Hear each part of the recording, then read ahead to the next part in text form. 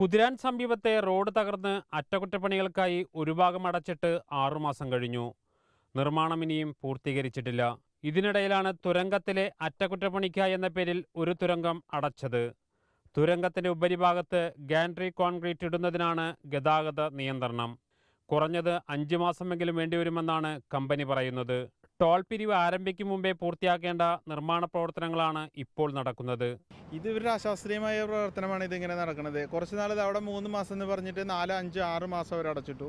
അത് കഴിഞ്ഞത് ഇപ്പോൾ ഇത് എനിക്ക് തോന്നുന്നില്ല, ഇതൊരു 1 കൊല്ലം 1.5 കൊല്ലം പിടിക്കുന്നതുകൊണ്ട് ഇതിൻ്റെ വർക്ക് കഴിയുമ്പോൾ ഇപ്പോൾ ഈ അശാസ്ത്രീയമായ ഇതിന് ശേഷം ഇപ്പോൾ എത്ര അപകടങ്ങൾ സംഭവിച്ചു.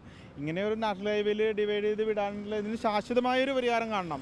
അല്ലാതെ ഇങ്ങനെ കണ്ടിട്ട് ചെയ്തിട്ട് കാര്യമില്ല. അത് നിലവിൽ 6 മാസമായി ഗതാഗത നിയന്ത്രണം തുടരുമ്പോൾ ടോൾ നിരക്കിൽ കുറവ് വരുത്താൻ കമ്പനി തയ്യാറായിട്ടില്ല.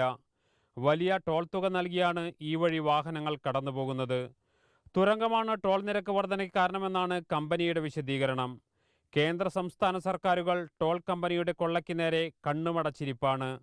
Reporter Jason, Thrissur.